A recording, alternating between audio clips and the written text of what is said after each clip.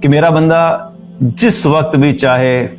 جہاں بھی چاہے مجھے پکارنا چاہے مجھے پکار سکتا ہے، اور اللہ سبحانہ تعالیٰ اپنے بندوں کی پکار کو سنتا ہے۔ وَإِذَا سَأَلَكَ عِبَادِي عَنِّي فَإِنِّي قَرِيبٌ أُجِيبُ الدَّعْوَةَ الدَّاعِ إِذَا دَعَانِ، کہ میرے بندے جب مجھ سے دعا کرتے ہیں تو میں دعا کرنے والے کی پکار کو سنتا ہوں۔ اللہ سبحانہ تعالیٰ ایسا نہیں ہوتا کہ اپنے کسی بندے کی دعا کو سنے نہیں، اس کی پکار کو سنے نہیں، لیکن چند چیزیں ایسی ہیں جن کے بارے میں ہم آگے جا کے بات کریں گے تاکہ ہمیں کلیئر ہو جائے کہ دعا سے متعلق ہمارے جو کانسیپٹس میں مس انڈرسٹینڈنگ ہوتی ہے وہ جب کلیئر ہوگی تو انشاءاللہ اس کا ہمیں زیادہ بینیفٹ ہوگا۔ اسی طرح اگر دعا کے بارے میں دیکھا جائے تو دعا مانگنا جو ہے وہ آپ صلی اللہ علیہ وسلم کی سنت بھی ہے،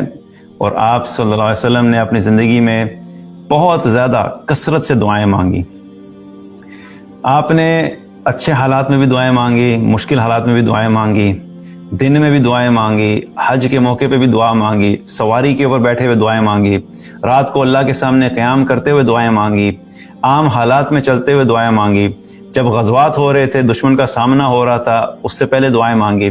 آپ صلی اللہ علیہ وسلم کی زندگی میں دعا جو تھی وہ بہت اہم تھی، اور آپ کی سنت بھی ہے، اور وہ طریقہ ہم نے وہاں سے سیکھا کہ ہمیں ہر حال میں اللہ سبحانہ تعالیٰ سے دعائیں مانگتے رہنا چاہیے۔ حالانکہ اگر دیکھا جائے تو رسول اللہ صلی اللہ علیہ وسلم کے ساتھ تو اللہ سبحانہ تعالیٰ کی براہ راست ڈائریکٹ مدد تھی، اور جب مدد کنفرم تھی تو ہم اپنے ذہن سے اگر سوچیں تو دعا مانگی جائے نہ مانگی جائے تو اللہ تعالیٰ کی طرف سے آلریڈی کمٹمنٹ ہے کہ ہر معاملے میں مدد ہے، لیکن اس کے باوجود جو آپ صلی اللہ علیہ وسلم کثرت سے دعائیں مانگتے تھے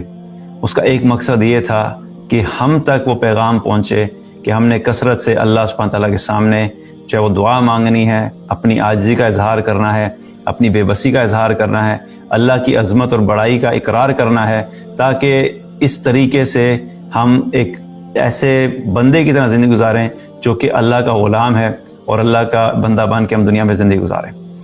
تو دعا جو ہے اس اعتبار سے بہت اہم ہے، اور صحابہ کا بھی یہی طریقہ تھا کہ مختلف اوقات میں جو ہے وہ اللہ سبحانہ تعالیٰ کو پکارا کرتے تھے اور دعائیں کیا کرتے تھے۔ اب دعا سے متعلق اگر ہم چند چیزیں یا چند اہم باتیں جو ہیں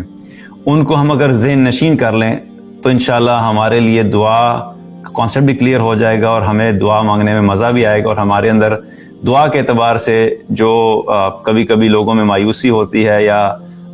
ایسی کیفیت ہوتی ہے کہ انہیں لگتا ہے کہ ہماری دعائیں قبول نہیں ہوتی، تو وہ بھی انشاءاللہ تعالیٰ بہتر ہو جائے گا۔ پہلی چیز کیا ہے جو ہمیں ذہن میں رکھنی چاہیے دعا مانگنے سے متعلق، وہ یہ ہے کہ یاد رکھیں کہ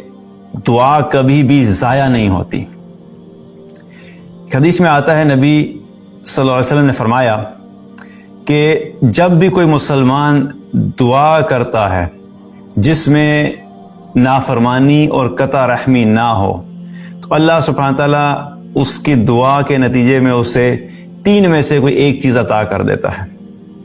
پہلی چیز کیا ہے کہ اللہ سبحانہ تعالیٰ جلد ہی اس کو وہ عطا کر دے دنیا میں ہی جو وہ مانگ رہا ہے۔ دوسرا، اللہ سبحانہ تعالیٰ اس کی اس دعا کو آخرت میں ذخیرہ کر دیتا ہے۔ اور تیسرا، اللہ سبحانہ تعالیٰ اس کی اس دعا کے برابر کوئی آنے والی مصیبت جو ہے وہ اس سے ہٹا دیتا ہے۔ اب یہ 3 فارمز میں ہمارے پاس دعا کا رسپانس آ رہا ہے۔ تو ایک چیز تو پہلے میں کلیئر ہو گئی کہ جس طرح ہمارا دنیا کا کانسیپٹ ہوتا ہے نا کہ ان پٹ ورسز آؤٹ پٹ، کہ اگر کوئی ان پٹ آپ دیں گے تو کچھ نہ کچھ آؤٹ پٹ ضرور آئے گا، لیکن اگر کوئی انسان یہ سوچے کہ میں ان پٹ دیے جا رہا ہوں لیکن مجھے کوئی آؤٹ پٹ نہیں آ رہا، تو نیچرلی انسان کے اندر ایک جو ہے وہ تھوڑا سا ڈی موٹیویٹ ہو جاتا ہے، ڈسکریج ہو جاتا ہے، اس کے اندر مایوسی آنا شروع ہو جاتی ہے۔ اسی لیے اللہ سبحانہ تعالیٰ نے ایک چیز ہمیں کلیئر کر دی کہ دیکھو تم جو دعا مانگتے ہو پہلے تم اپنے ذہن کو کلیئر رکھو کہ تمہاری کوئی دعا بھی ضائع نہیں ہوتی، تمہاری ہر دعا کے بدلے میں کہیں نہ کہیں کچھ نہ کچھ ایکٹیویٹی چل رہی ہوتی ہے۔ تم نے اللہ سے دعا کی، تم نے دعا مانگی کہ یا اللہ مجھے فلاں جاب دے دے، اب عین ممکن ہے کہ اللہ سبحانہ تعالیٰ تمہیں وہی جاب دے دے جو تم مانگ رہے تھے، تو تمہاری دعا کی قبولیت کی شکل کیا ہوئی کہ جو تم نے مانگا اللہ نے دنیا میں تمہیں وہ عطا کر دیا۔ ہو سکتا ہے کہ دعا مانگی یا اللہ مجھے جاب دے دے، جاب نہیں لگی، لیکن اس کے بدلے میں اللہ سبحانہ تعالیٰ نے یہ بہتر سمجھا تھا کہ تمہارے لیے اس وقت زیادہ بہتر یہ ہے کہ تمہاری دنیا سے کے مقابلے میں تمہاری آخرت کی نیکیاں کم ہیں، تمہارے لیے آخرت کا ذخیرہ امپورٹنٹ ہے. تو یہ ڈیسیژن اللہ کرتا ہے کہ ٹھیک ہے میرے اس بندے کے لیے اس کو میں دنیا میں نہیں دے رہا، کیونکہ اگر دنیا میں اس کو دے دیا تو ہو سکتا ہے کہ اس کو دنیاوی کوئی فائدہ تو مل جائے تھوڑی دیر کے لیے جو یہ چاہ رہا ہے، لیکن یہ آخرت میں ناکام ہو جائے گا. تو بہتر یہ ہے کہ میں اس کے لیے یہ اٹھا کے دعا اس کے لیے آخرت میں ذخیرہ کر دوں. اور تیسری فارم کیا ہے کہ اگر دعا مانگی تھی اور جو چیز مانگی وہ نہیں ملی تو عین ممکن ہے کہ تمہارے اوپر کوئی مصیبت آنے والی تھی، اللہ سبحانہ تعالیٰ نے آنے والی اس مصیبت کو تم سے ٹال دیا. مثال کے طور پہ کوئی شخص اگر نکلتا ہے اور ڈرائیو کرتا ہے، اپنی گاڑی میں جا رہا ہے، اچانک کسی ہائی وے کے اوپر کیا ہوتا ہے، آگے دیکھے ایکسیڈنٹ ہوئے ہوئے ہیں. اب وہ بریک لگاتا ہے اور بڑی مشکل سے وہ ایکسیڈنٹ سے بچ جاتا ہے. اب وہ جب ایکسیڈنٹ سے بچ جاتا ہے تو عین ممکن ہے کہ جو تم اللہ سے دعا کر رہے تھے کہ اللہ مجھے جاب دے دے، تو اللہ نے وہ جاب تو تمہیں نہیں دی لیکن تمہیں اس ایکسیڈنٹ سے بچا لیا جو کہ تمہارے لیے ایک زیادہ بڑی مصیبت ہو سکتی تھی. تو یہ اللہ سبحانہ تعالیٰ کا فیصلہ ہوتا ہے کہ اپنے بندے کو کس جگہ پہ کس طریقے سے اس کی دعا کا جو جواب دینا ہے. یہ ایسے ہی ہے کہ ہر حال یہ ایسی انویسٹمنٹ ہے کہ جس میں کوئی نقصان کا چانس ہی نہیں ہے، 100% گارنٹیڈ پروفٹ ہے، کوئی لاس کا چانس نہیں ہے. تو اس لیے بس صرف فرق کیا ہوتا ہے کہ جیسے کوئی والد جو تھوڑا اپنے بچوں کے ساتھ بچوں کا خیر خواہ ہوتا ہے، سینسیبل ہوتا ہے، تو بچوں کو گائیڈ کرتا رہتا ہے، ایڈوائز کرتا رہتا ہے. اگر بچہ کہے کہ دیکھیں ابا جان میرے پاس یہ اتنے سارے پیسے اکٹھے ہو گئے ہیں، بچپن سے عیدیاں ملے جا رہی ہیں ماشاءاللہ تبارک اللہ، اتنی ساری اکٹھی ہو گئی ہیں، اب یہ میرے پاس 10,000 درہم ہے یا 1 لاکھ روپے اکٹھا ہو گیا، آپ مجھے بتائیں کہ میں اس 1 لاکھ روپے کا کیا کروں. تو جو سینسیبل باپ ہوگا، جو سمجھتا ہوگا، اس کو کہے گا اچھا دیکھو ایک کام کرو، اس میں سے اتنے پیسے جو ہیں تمہاری ابھی فوراً ضرورت ہے،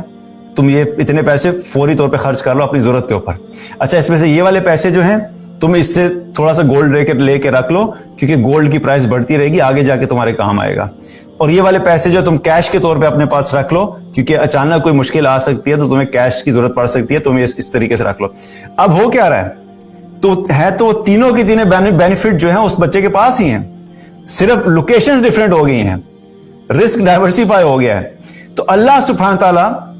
اپنے بندوں کا ماؤں سے بھی زیادہ خیر خواہ ہے، تو اپنے بندے کی کسی دعا کو بھی ضائع نہیں کرتا. بس پھر یہ دیکھتے کہ میرے بندے نے جو مجھ سے مانگا ہے اس وقت اس کو یہ دینا زیادہ بہتر ہے